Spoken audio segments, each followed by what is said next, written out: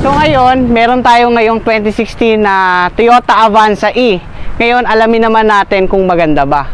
Tara, silipin muna natin yung loob.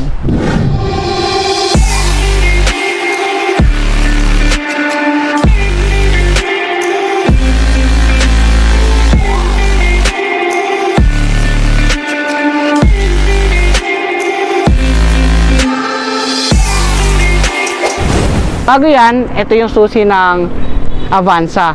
Sa E-Variant saka G-Variant, meron na siyang remote. Kaya lang ito kasi, walang battery. Medyo matagal na kasi. Buksan natin.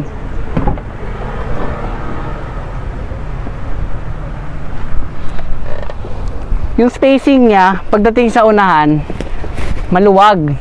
Almost 2 feet siya. Tapos sa headroom naman, maluwag pa din. Halos isang dangkal pa. Kaya lang kapag kasi nakadisusi ka pa,